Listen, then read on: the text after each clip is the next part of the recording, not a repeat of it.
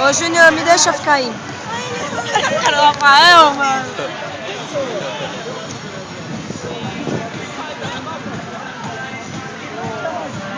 O Rafael vai puxar a cordinha? Ele não vai puxar.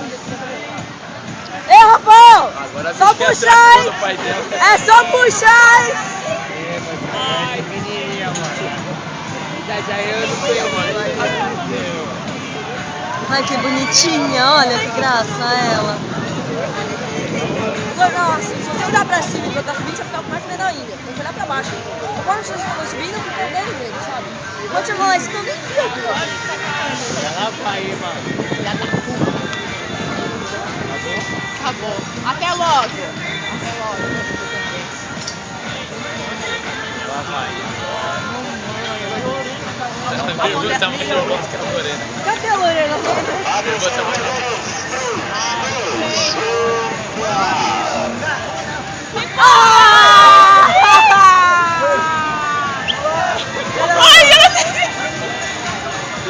Até arrepia, né, de ver que linda, gente.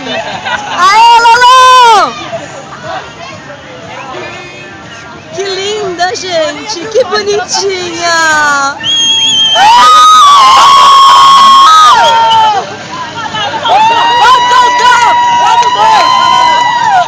Todo mundo torcendo pra ela e até arrepiou. Que linda, meu Deus. A confiança que ela tem no pai dela é incrível, né? Meu pai vai, eu vou. Eu esqueci, a hora que você falou isso. Aô!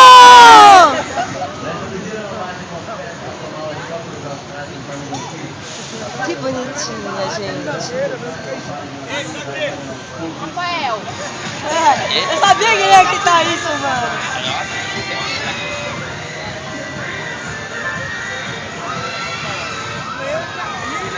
Ué, esse o cara deu na mão dele, né? O outro cara deu. O cara veio assim, você pega o negócio. Ele colocou na mão do João Vitor, assim. Ah, não consegui pegar, mas não consegui.